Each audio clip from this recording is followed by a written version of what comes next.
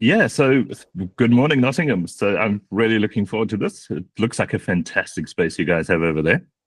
Um, I would really like for this to be as interactive as possible. So at any time, if people have any questions, please just interrupt me and ask me. Um, this is the first time I'm doing this where I'm remote to a room full of people like this. So we'll see how much I go from the slides of the presentation and how much I just switch to talking like this. We'll feel it out and see which is best. So to test interactivity, let me just get from you quickly, how much do you know about this talk? What are you expecting? What are the questions you have? What are you interested in finding out a bit more about? I think for me, it's about how I can best for everyone in the workplace. Yep.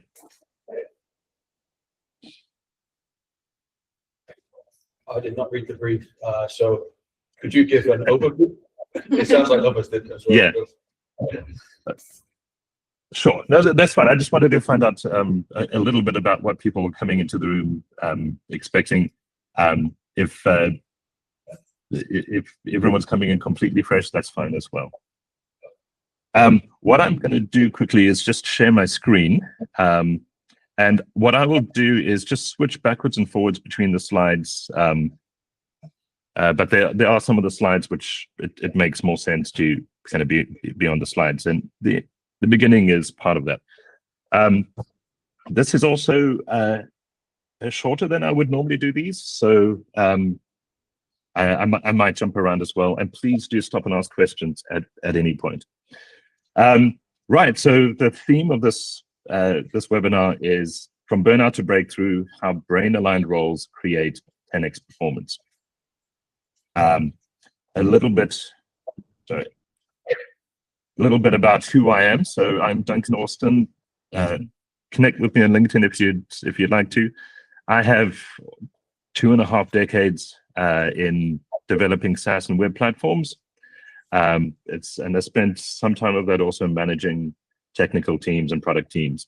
And I spent 10 years also doing local economic development. So a little bit about a background of where where in Thriving comes from, what we do at Thriving. When I first became a manager years ago, I was given charge of a brand new team that was 2 developers, 1 product manager, and 3 or 4 developers, programmers. And as usual, becoming a manager, you get absolutely no training. And I was looking around for what's really effective and got different ideas from different people. No one could really back up how they knew that worked the best. So I was very nervous. And so how that company had always worked was one programmer would get one feature, we'd call it a rock for a quarter.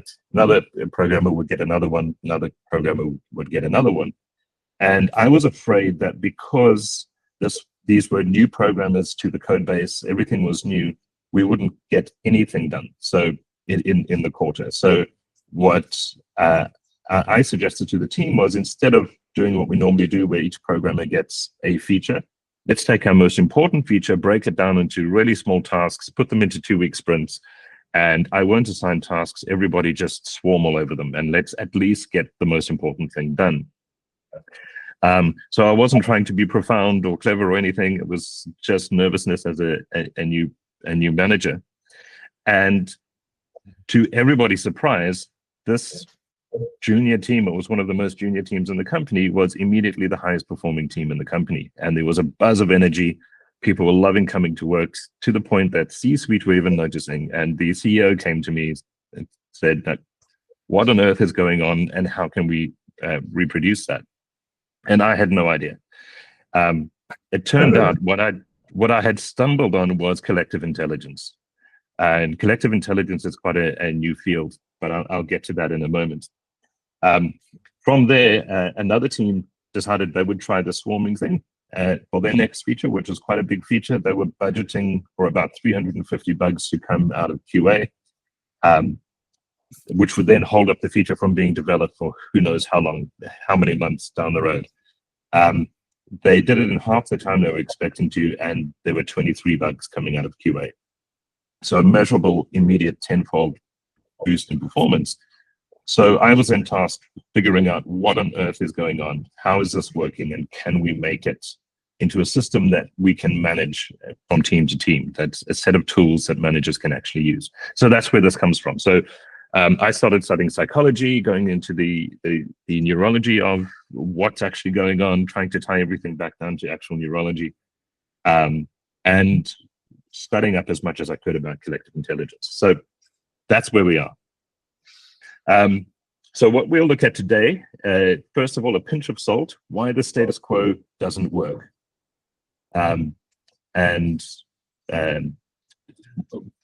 Take what's called best practice as with a pinch of salt. Next is, what are the right ingredients? What are the things we should be working with? What does the science tell us about that? And then after that, we'll look at mix and bake, which is the practical application. How do we do this in the real world in a way that we can work with it in our companies, rather than simply trial and error? So that's a brief overview of what I'm intending to cover here. Is there anything from you guys that particularly stands out, questions you have at this point?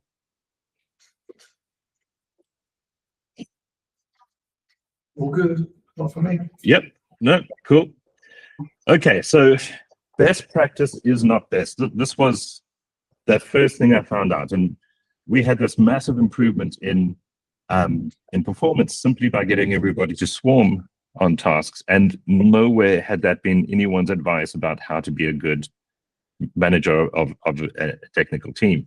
And a theme that came up as I was looking into research papers on performance, what comes up over and over and over again is that there's tons of research on it, but business is not paying attention to it.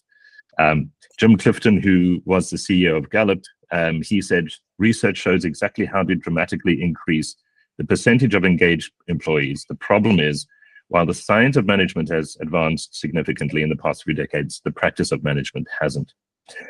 Actually, my grandfather was a management consultant. He started writing a book in the 80s, and I found the manuscript recently, and there's a quote in there that he has, which he says, if our dentists were as adequately trained as our managers, we'd all be living on liquids. And so this is something that's been going back a long way. People are trained really hard, trained for many years in university to do a particular job really well. They do that for a few years, and then they're managers, and there's no training for that. Another quote here from Jim Clifton is, there's no evidence anywhere in the world in any institution of management science that existing massive employee evaluation and rating processes are effective. And this is a theme that comes up over and over and over again in the research papers. At the end of this, there's a feedback form, which would be great if you guys could fill out. In that feedback form, there's a link to these slides. So I won't go through all the details of everyone. Right. Here's some stats. This comes from Gallup, their State of the Workforce survey, and also they have an employee burnout study that they did. These are actually more optimistic figures from some of the figures that are out there. But Gallup estimates businesses lose globally about $9.6 trillion to low employee engagement and high stress. That's 12% of the GDP. We could solve world hunger with that.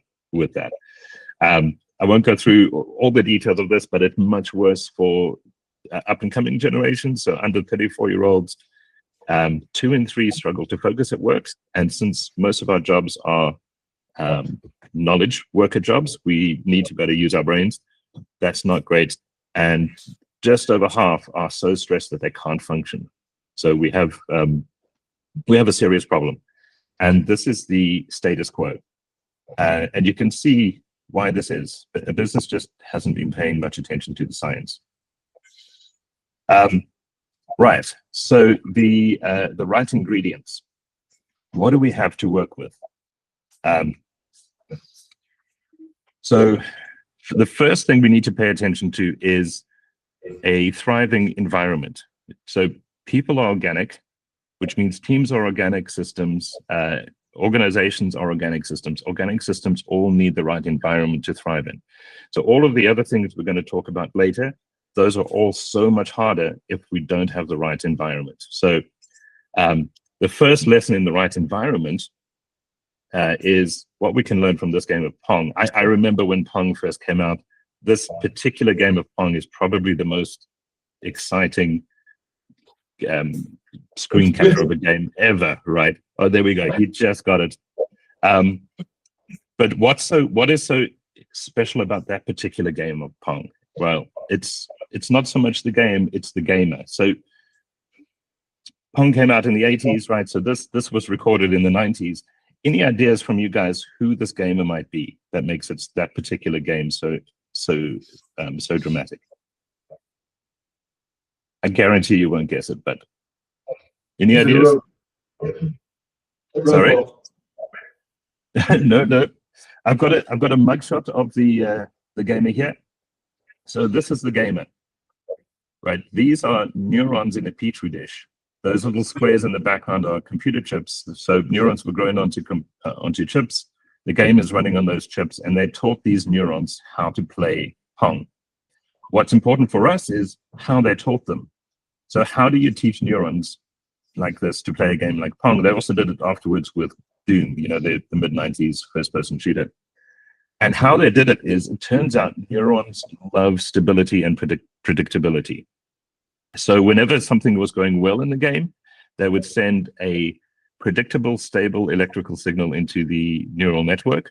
So always the same place, always the same frequency, always the same pattern. If things were not going well, they'd send a chaotic, unpredictable signal into the neural network. So in a random place in the network, random frequency, random pattern. Neurons hate that. They will do everything they can to create a stable, predictable environment, which means that all of our neurons, all 100 billion of them in our cerebral cortex, love stability and predictability.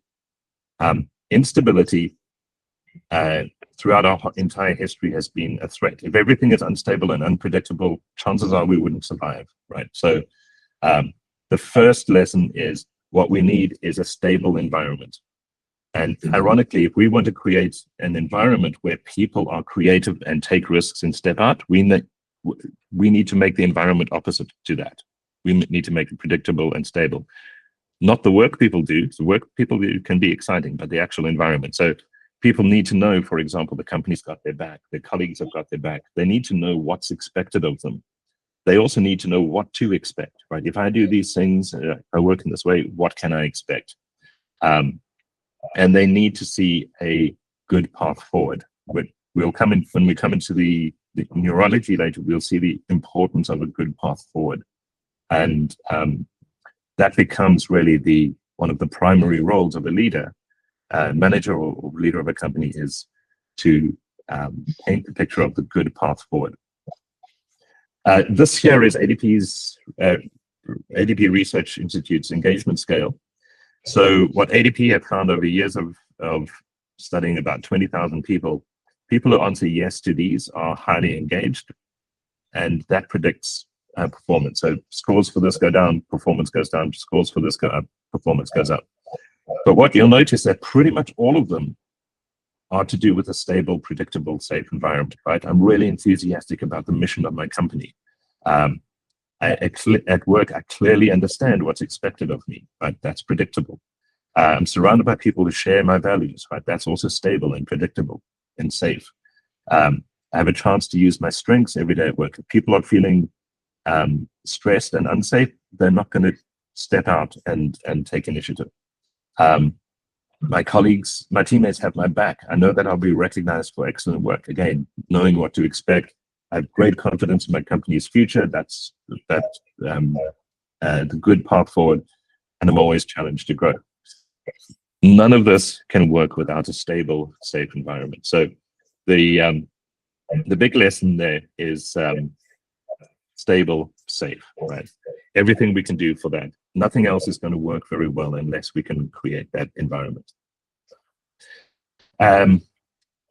Please interrupt me if anyone has questions. Otherwise, I'll keep going through. The next right ingredient is to really understand, when it comes to people, one size fits one. There's no such thing as, when we're talking about excellence, that we're talking in generic terms. We each have about 100 billion neurons in our cerebral cortex. If you take our entire brain, it's more like 100 trillion. But our cerebral cortex, 100 billion neurons, each of those have about 1,000 connections. That means around about 100 trillion neural connections. And those have grown up through our life and our experiences. Those are utterly unique to each of us.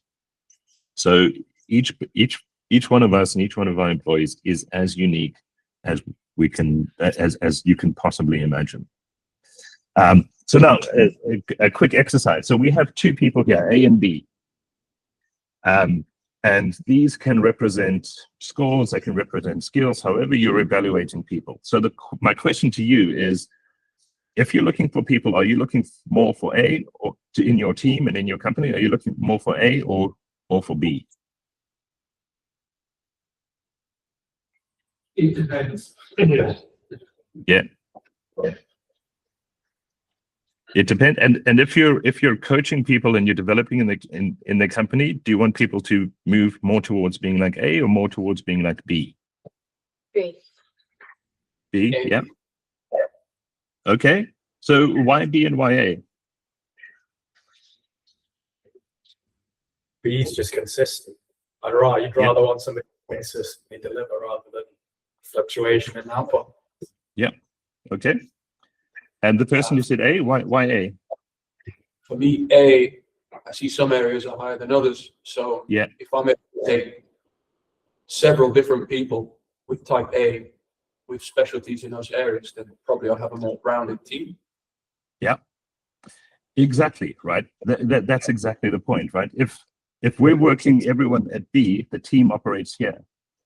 But if we can have people filling the roles in the team that match their particular skills and their particular strengths, then the team operates here, right?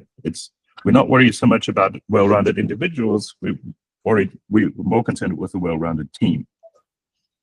Now, another problem when we look at this is we think that in this graph for A, for example, that one that's just a few, maybe like 3% at the bottom, we think that's where the most room for improvement is because there's 97% room for improvement. And that one that's at the top, there's maybe 5% room for improvement. So we should focus on the 3%, right? The trouble is that's not how people work, right? We don't really grow new neurons and new neural pathways. What we grow is new connections along existing pathways. And that's going to happen most along those pathways which are the strongest, which means we grow the fastest and the most in the areas of our strength and the least in the areas of our weakness. So that the reality is that one that's maybe 3% at the bottom, the room for growth there is minimal. It's not the space above the graph is it's not real world, right? The other thing that's fake about this is that in reality there's no top of the graph, right? We see 5% at the top of that strength there, but the reality is there's no top of the graph. Who knows how high that can possibly be? And that is the area where people are going to grow the most and the fastest. So the reality is more something like this, right? And so now, if we can really maximize that, the team operates up here. And this is what we're trying to get to. One size fits one, right? We're trying to get each person matched to the work as they possibly can. Now, these scores for A, these aren't just thumbs up. These are actually an approximation of the scores of a physics student at university, who, because it wasn't B, because of this sort of unbalanced A, he couldn't even get a job as a high school physics teacher, right? So he settled for getting a job as a clerk in the patents office. And some of you know who this is, right? It's Albert Einstein. And this is absolutely typical of excellence, right? Excellence is always unbalanced. And it's always surprising. You can never predict it in advance. And that's something that we have to think about when we're looking at career progression in our companies. If we have uniform boxes that everyone has to fit into, we are making it really difficult for excellence to grow in the company, because excellence is always unpredictable and surprising. The rule here is mediocrity is generic, excellence is unique. And that's something that we have to figure out how to work with. And that's what I've been working on for the last few years, is how do we make that manageable at scale? Okay, so when it comes to one size fits one, I mentioned that we have 100 trillion neurons. Now I'm going to talk a bit about neuroplasticity. What's important to, and here's a video of actually neuroplasticity happening. Sorry, let me just cut off the sound so I'm not hearing it. Whoops, sorry. So this is neuroplasticity in action. What I want you to notice with this is down in the bottom corner, this is being measured in hours, right? So this is the growth that's happening in a matter of hours. It's not weeks or months or years, it's hours. Neuroplasticity happens really, really quickly. After the age of about 25, we don't get this neural growth for free anymore. So when we're younger, we're at school, you can be made to learn a musical instrument and hate every moment of it. Just by doing it, you're going to get neuroplasticity and you're going to learn and you're going to grow in those skills. After our mid-20s, that doesn't happen anymore. We need to have specific neurochemicals being produced. Now, if we want our people to grow or we want ourselves to grow, we really have to pay attention to this because it's not going to, this is basic science, it's not going to happen unless we get certain neurochemicals. Now, most of the time, neuroplasticity feels great, right? Trauma can also give us some plasticity, but yeah, generally it feels great. So the first important neurochemical when it comes to neuroplasticity is dopamine. Now, dopamine gets a lot of press lately. I'm flying through this really quickly. We could do a whole session just on each of these. The details of dopamine matter. There are misconceptions floating around, but basically dopamine is the chemical of fun. So if you're having fun, your brain is producing dopamine. So did someone say something? Want to say something? No? Okay. It's the neurochemical of motivation, right? Particularly motivation down the right path. It's that when you do something and you feel, hell yeah, that was fantastic. I'm really proud of that. That's dopamine, right?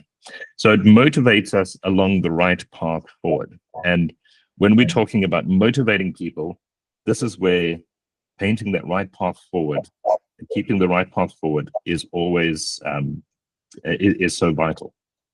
So when we do something that you feel, hell yeah, that was great, you get a dopamine spike. That dopamine spike strengthens the neurons that you used to achieve the dopamine spike, right?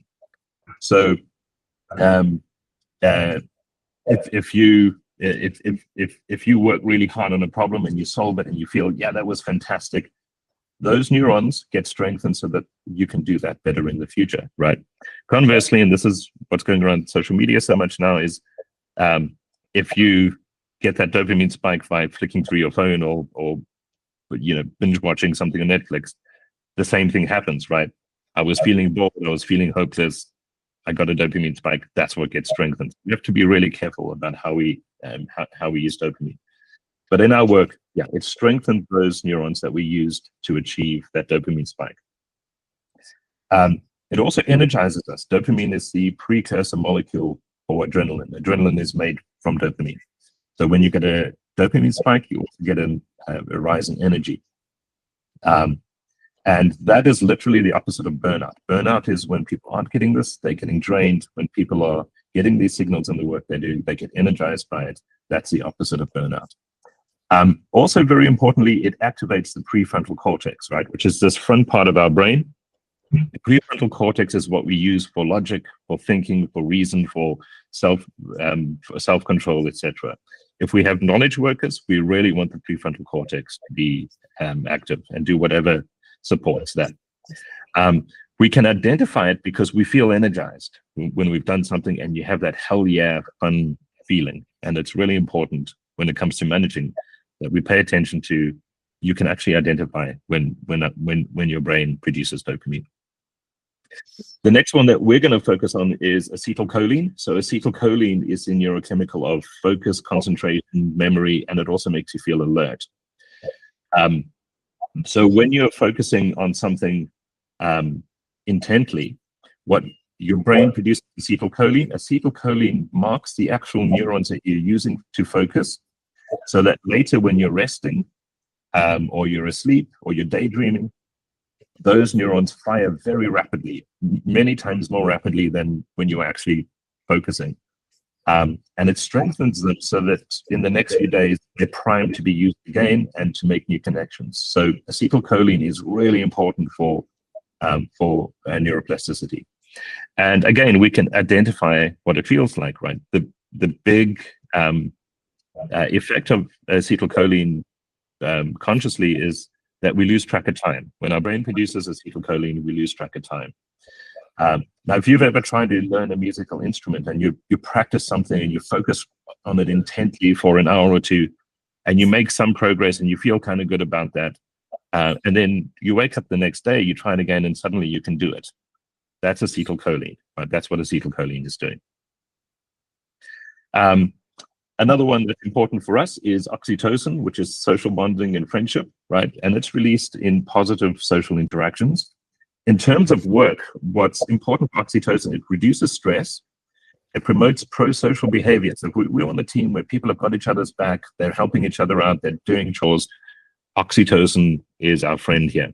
It also mitigates social loafing. So people not pulling their weight in the team, that can naturally be mitigated by having an environment where oxytocin plays a role. And it also promotes neuroplasticity.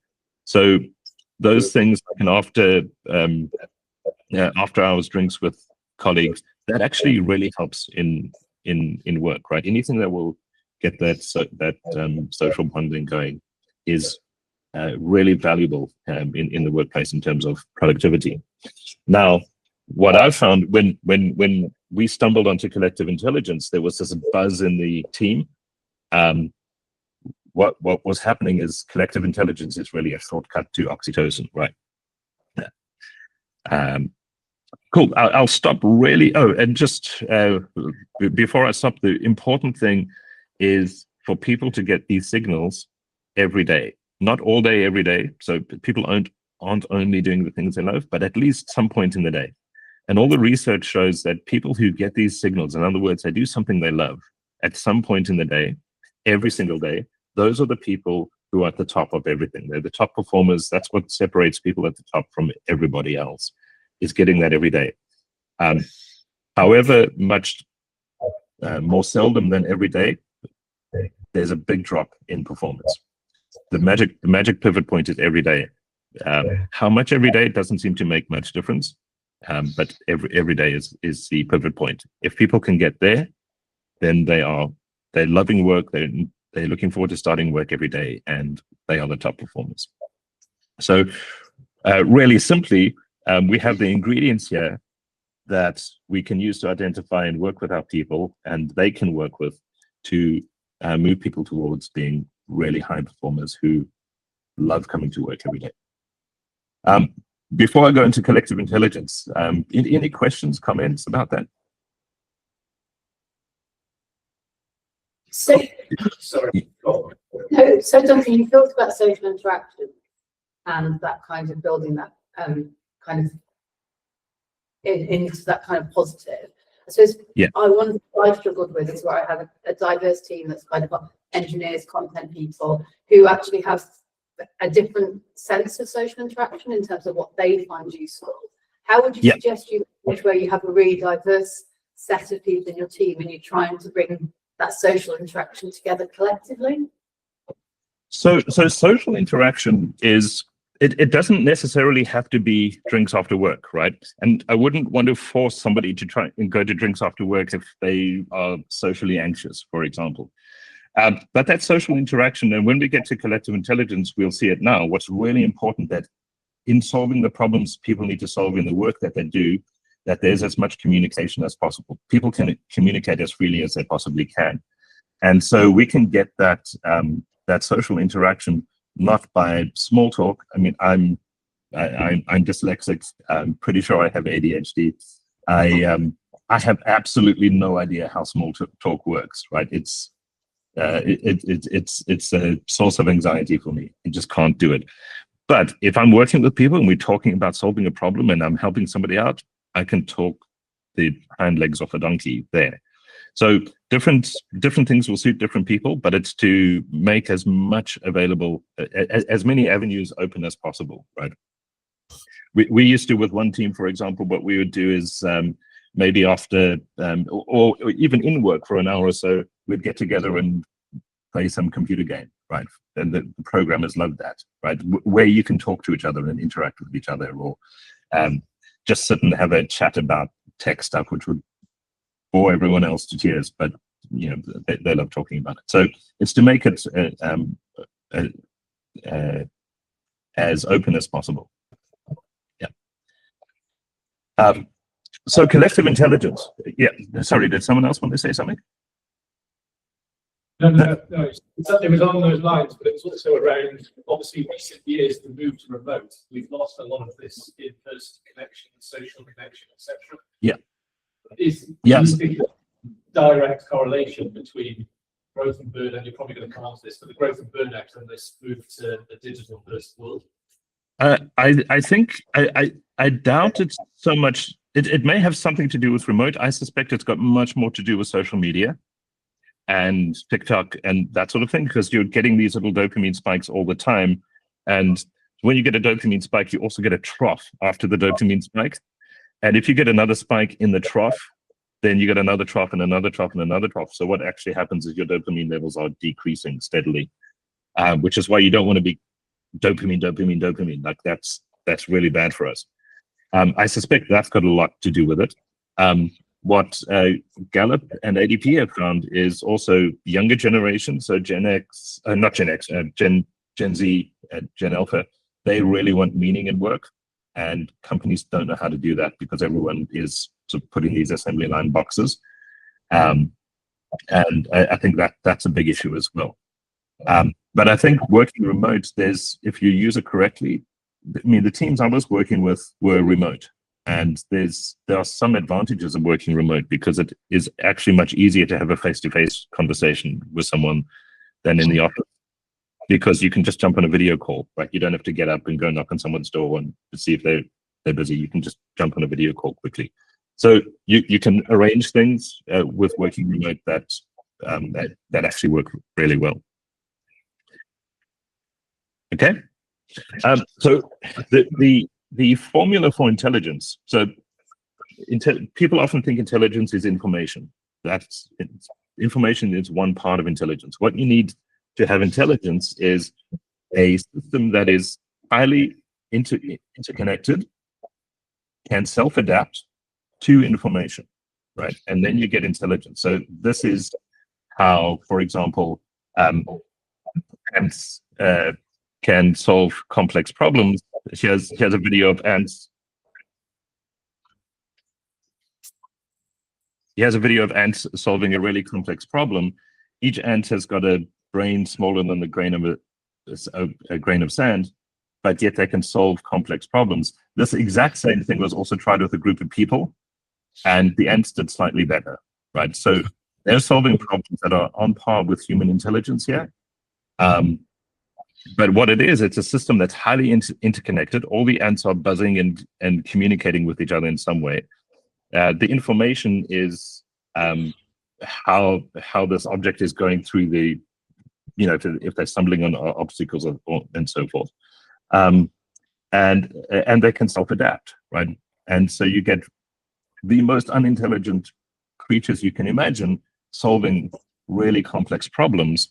And so you get this intelligence that comes out of the group because you have these three ingredients. So what collective intelligence does, we basically do the same with organizations and with teams. Collective intelligence makes the group far greater than the sum of its parts. So in the research on collective intelligence, what the researchers really wanted to look for was, is there something that corresponds to IQ, but for a group of people? So IQ is an individual.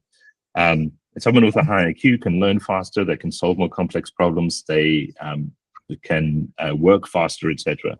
Is there something like that for a group? And if there is, can we change it? There's not much you can do about IQ, but can we change it for groups?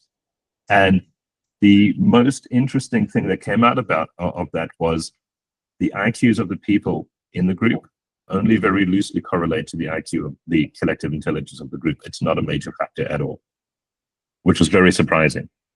When I first did this we stumbled onto collective intelligence with my team. It was one of the most junior teams in the company. It was immediately the highest performing. The most senior team in the company was the lowest performing team in the company. And it all came down to collective intelligence, right? So what drives collective intelligence is that there's a high level of distributed communication. Everyone can communicate with everyone. So that's this buzz of communication. There are no bottlenecks. So this very senior team, the manager, they loved their manager. He was honest. They really got on well with him. They would actually travel across the country to visit him. Like that's how good the relationship was. But all communication went through him.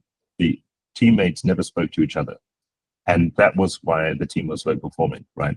Great, really good manager, trustworthy manager, very capable people in the team, but he was the bottleneck, right? No silos, everyone has a voice. Some of the research, they literally just counted the number of times people communicated with each other in the group and could predict the collective intelligence of the group. So what happened when I got the team to just swarm all over tasks, by accident, we're getting this environment because everyone has to communicate with everyone else. Who's picking up this task? Who's picking up the next? How are you doing with that, etc. So we got this buzz of communication. And that was literally the thing that pushed the team to such high performance. Also, high social perceptiveness. As people get to know each other, of course, social perceptiveness in the group grows. So again, those sort of face-to-face meetings, social meetings, those things are also important in the collective intelligence of a group. Right. So the big takeaway here is it's not about the excellence of it's not about the abilities of the people in the group. It's about how the group works, which means there's a lot of performance we can get from the people we already have that we're leaving on the table. Google actually did a research in the mid-teens where they looked at their highest performing teams compared to all the others, and they were looking for what are the qualities of the people in the teams that separates the highest performers from everyone else. And there was no correlation at all. They couldn't find any pattern until they looked, instead of looking at the people in the teams, they looked at how the teams worked. And that makes all the difference. The top teams created this environment and the other teams didn't. All right, so before we go on to how we use this practically, is this making sense? Any comments, questions? Interesting, really interesting. Yeah. Do you think it'll be interesting to explain, is there something around the size of team that makes this work or not?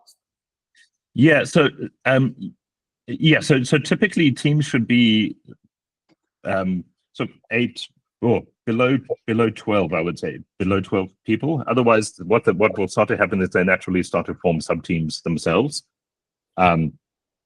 I've seen this work really well with a team as little as 3 people. In fact, this team was a team of DBAs, right? So database administrators and sysadmins, that sort.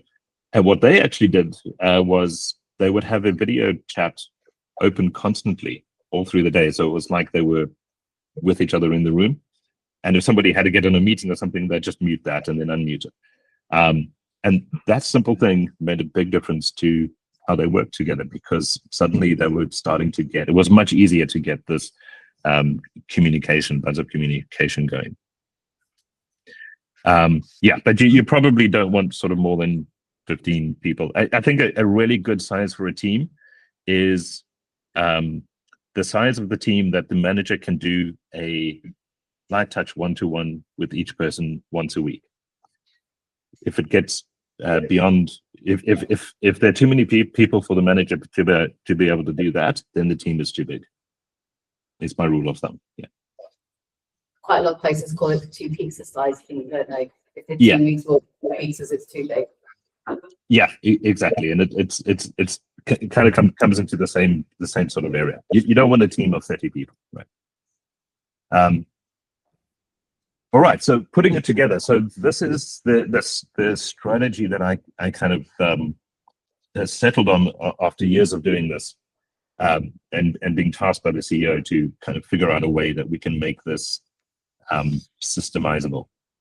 So the first thing is to maximize individuals, and then we use collective intelligence to then amplify the performance of the individuals, so that the team is far greater than the sum of its individuals, right? So you maximize individuals so that people are at their highest performance, and then we use collective intelligence to amplify that still further. So creating, from maximizing for individuals, we need to have a safe, stable environment, right? We need to look for neural signals, so dopamine and acetylcholine, and that there are signals we can look for in the work that people do, and I'll go in a minute about specifically how we do that. And then Thrive, and we have something that we call ideal self-development, where we take those things and we plan it forwards in very concrete terms, in terms of career development and career planning, so that we really capitalize on the unique excellence of each person in a manageable and data-driven way. And then to maximize the group, we capitalize on collective intelligence, and to really make collective intelligence manageable, we measure the impact that each person has on each other person in the group. And I'll get to that in a moment. That's really a very powerful tool that we can use both from the organization level, but also from in individual teams. So before we go into the details, what's really important is small incremental steps, right? We want an evolution, not a revolution. Anytime we come in and say we're changing everything, we're doing everything in new ways now, what that creates is an unstable, unpredictable environment. What we want is small incremental steps. We don't want to come in and suddenly change everything. We need to focus on what works. That's things. If something is not great, as long as it's not causing a problem, don't worry about it. If it's causing a problem, deal with it to the extent that it's not causing a problem anymore, but focus on what works. Interestingly, the quickest route to dealing with weakest areas is through the strongest areas, and I'll get to that in a moment. And then the other thing is we only aim at excellence, right? So one of the things that does is, first of all, gives everybody a good path forward. People are inspired by excellence, but also what it does is it takes a lot of the negative side away. So unless something is causing a problem, we don't care whether it scores low or medium. It's just, the point is it's not excellent, and nobody's expected to be excellent all the time. It's something we move towards, right? So the only question is, from where we are here, how do we take a step closer to that excellence? Okay, so in terms of individual thriving, the most simple, practical thing that managers or leaders can do is a weekly brief one-to-one with people. What's really interesting in the research that ADP did is it's not about the quality of the one-to-ones, it's about the quantity. So managers who have weekly one-to-ones once a week are about 56% likelihood that their people are fully engaged. Once every 2 weeks, it's about 52%, and then it goes down from there. Doing one-to-ones once a month is worse than not doing them at all, according to the research. So it really is, this is the simplest thing that we can do to boost our people's individual performance. And the one-to-one really looks like this. It's, what are your priorities right now? How can I help? That makes so much difference. Then, not necessarily every one-to-one, but we'll touch on it from time to time, is in the last week, when were you energized after doing something in work, right? So what very specific thing were you doing that energized you and you felt great afterwards? We're looking for that dopamine spike. And also, it's not just what the person was doing, but why they think it mattered to them, right? Is it because you were working with this person? Is it because you were helping somebody out? What was the reason that felt so great to you? And so you start to record those things. When did you lose track of time in the last week or two during work, right? That's acetylcholine, right? These are all signals that this person's brain is uniquely tailored to do these specific things in work. And we want to be as granular as possible, because each of these signals is a sign of where they map the best onto the work that we're doing. That's what in Thriving we call this ideal self-mapping, right? We're mapping the person's brain to the work that they need to do. The more granular and the more signals we get, the better the picture, and the easier it is to then tailor their workload to those things, right? And so be very specific. And then, of course, we're trying to figure out how they can do more of that. So maybe they get these signals once every 2 weeks. How can we get it so that you're getting it maybe once a week? And then the next, how can we move that so you're getting it twice a week? And we want to get towards that place of getting them every day. Not all in one step, but every step towards that goal makes a big difference. There are other things we look for. So any indication that this person's brain is uniquely tailored for this work is something to pay attention to. And a very good one is if somebody does something really well and they compliment for it and they don't really understand what's so great about that. This is something that comes so naturally to them that they don't realize it's a thing. That's a really good indication that their brain is particularly geared towards that sort of thing. And there's a few other signals. We can do a whole session just on this. For brevity, I'm going to really fly through. Then what we do is we take that information, what we call ideal self-development, and we drive it forward. And we plan in the next 6 months and the 6 months after that, never further than that. What does your future look like, ideally, taking all of this into account? What change in skills do you need in the next 6 months? What change in work being done so that things can become a responsibility? And one responsibility follows work being done, right? So in a year's time, ideally, this is the responsibilities you'd have in the team. I mean, this is the impact you'll be having in the team.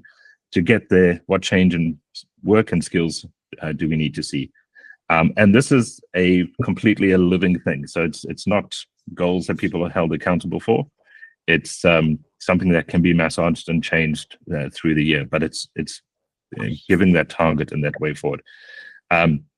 If you download this presentation, I've got a link to a template here, which you can use. It's a spreadsheet, really simple to use for this. People can do this for themselves as well. Pay attention to those things and plan your own development as well going forward. So this, and if we're managing this in our companies, this can start to become, because responsibilities, especially if they're impact driven, impact is value to the company, responsibilities start to look like a job description.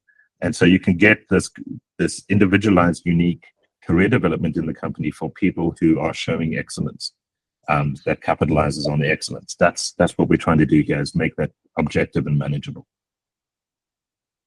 In terms of thriving together, this is now amplifying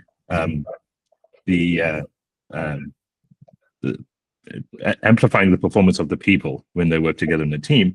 We measure collective intelligence. Now, what I settled on eventually was to measure the impact each person has on the team. Each person has on each other person in the team. So people will answer these. This is in the Thriving platform, which is not public at the moment, but you can, the questions are here. You might tailor these questions to your own circumstance, but really what we're looking for is, for example, when I have a difficult problem to solve, I go to Bethany, or Bethany regularly unblocks me in my work, or I'm always confident when there are chores to be done that Bethany will pull her weight. It's the impact you have on my work, because what I was trying to figure out is specifically what's driving this dramatic improvement in performance, and I figured everyone must be having an impact on everyone else. That reveals two things. One, I was expecting, the other was a complete surprise. The one I was expecting is it shows the hidden value in people in the team that normally you have no idea about. one team we did this on, we discovered that one of the quiet programmers in the team was literally doubling everyone else's performance when he was there. When he went away, everyone else's performance dropped in half. He had no idea what he was doing it, and we had to then figure out what exactly is he doing. This also, when you can see how each person impacts everyone else in the team, you start to see the role they're playing, and that forms part of that career development discussion. The other thing we've discovered was it revealed all sorts of things about the dynamics of a team that we had no idea about. So in one team, for example, there were designers and programmers. The designers were scoring really high on things like, I go to them when I have a difficult problem to solve, or they regularly block me in my work, which made no sense. Even the backend API programmer was saying that, and he has nothing to do with designs. So when we dove into it, what we realized was that the programmers, they often have difficult decisions to make, but what they really need to understand is the user's mindset. What's the user really trying to do here? What might be coming down the road? And the designers had that information. And so we changed then how the company usually did things, which was the PM does the user research, hands a brief over to the designer, who then hands designs over to the programmers, this sort of assembly line pattern. And we changed it. No, we need everybody involved at all stages, right? We need to break down these walls of separation that there were in the teams, and the team's performance shot up. Now the team will self-organize and develop its own processes on how to do that effectively, but that's the sort of insight that you get by measuring the impact everyone has on everyone else in the team. Is you discover all sorts of very interesting things about the team and what's actually driving the collective intelligence. And then what will happen is the team then takes that. You do a workshop with the team with these results. The team decides, okay, we'll try to make this change next week, the simplest change that you think will make the most difference to capitalize on what's coming most naturally to the team. And then in a month or two, you'll do it again and again and again. And over time, the team the team develops its own way of working that's unique to that team. So yeah, this is all measuring the impact everyone has. There's a team workshop, right? The workshop is really, what are the main surprises? What are we learning? Is there anything we're concerned about? And then what change can we make next week that will improve the most, right? Focusing on what works. Now we also have, I won't go into it in this because I'm out of time, but we also have a way of doing what we do in teams with an organization, so that you can see how the organization itself is trying to adapt to the challenges it faces. An interesting thing about this is if the organization can't self-adapt, what is always going to happen mathematically, and there's network theory on this, is it will always become uncooperative and pathological. If it can self-adapt, the degree to which it can self-adapt is the degree to which it will become a positive cooperative environment and inoculate itself against internal pathology.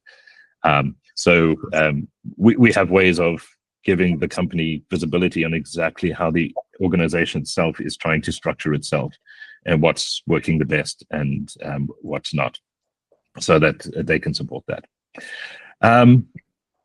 And yeah, so that is organizational thriving.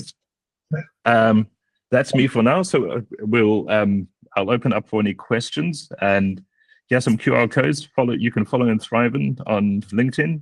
You can connect with me on LinkedIn, and there's also a feedback form there, which I'd really appreciate if you guys could fill out. It really helps make these webinars better and better. And in there's the link to download this presentation, which has the links to those templates and things. Okay, any questions? Okay, quick one, Duncan. So you talked about, I guess, the positive outcomes and the team all doing well. What happens if you identify a team player who's causing friction, causing issue, or needs to go off, performance-related issues? How do you deal with that in this context? Yeah. So the first thing is what we make thriving the norm, and we deal with exceptions to that on a case-by-case basis, rather than doing what most companies do, is make pathology the norm and try and deal with excellence on a case-by-case basis, right? Now, there's two things. A very small minority of people are genuinely pathological, and there's nothing you can do about them. But that is a small minority of people. What is most often the case is that people are just not happy in the work that they're doing, right? So as soon as you get these things going, people are getting these signals in the work that they're doing. People feel great when so many people have never had anyone look at them and say, let's figure out what's great about you and bring that to the team in the most productive way possible. And it's incredible how motivating that is for people. In fact, when I did the planning forwards over 6 months and 6 months, I had, to my surprise, I had senior programmers still talking about it, buzzing about it 2 weeks later, because no one had ever looked at them. So just getting these things right and getting the right environment makes the likelihood that you're going to have that sort of problem go away to a large degree. It's far less likely that that's going to happen. But if there is somebody who is just being difficult, from my side, if it's a performance thing, we can work with that. And I'll go into that in a moment. If it's an attitude thing that they're being difficult with other people, I have zero tolerance with that. Like, whatever they're dealing with at home, we can support them. But there's ways we can behave and ways we can't behave. And a line just needs to be drawn there very quickly. If it's a performance problem, there's all sorts of things I will do before assuming it's laziness or something like that, right? So always assume the best possible motives in people. And I'll give an example. I had a QA join the team. He was standing in for a regular QA who went on maternity leave. And he was new to the role, so I was expecting mistakes. But we would release a feature and there'd be all sorts of bugs that really shouldn't have happened. And so, he said, well, he assumed those things were fine. And from the dude, if the reason we have QA is so that we're not assuming anything. If it's assuming, then we haven't QA'd it, right? So I wanted him to write down exactly what went wrong. How is he going to fix it? He didn't do that. Next time it happened again, I was getting ready to contact HR. So I thought, as a last resort, I'm going to micromanage him. So I said, okay, sit down and tell me exactly what you're battling with. And so he told me, basically the issue was he would QA things. People would be fixing those things after he QA'd them, which made more bugs, and he couldn't keep track of that, right? So then Hand told him, okay, what's the solution? The solution there is obvious. So, okay, what he'd really love is for to be a code freeze while he QAs the thing, and then afterwards people can go and merge the fixes in, so he can keep on track of it. So, okay, suggest that to the team. Now, it was really important that I wasn't telling him to do these things. They had to be coming from his brain, right? So he had to think of the solution. He had to suggest it to the team. The team got on board. It worked really well. And you could see this light change in him. Because what happens is he got that dopamine spike. That dopamine spike strengthens the neurons that led to that, which was him stepping out and taking some initiative. And the thing about the dopamine spike is this is what drives addiction. You want to do it more, so you do it again, you get less of a spike, so you have to do it better and better and better. This is what really drives. We're made to be addicted to doing things well, right? Addictions hijack the same neurology. And very quickly, he became the most proactive QA in the company. And he just needed that spark to get it going. So again, it was trying to work with the neurology. Now, if that hadn't have worked, then we would have started on a performance improvement plan or something.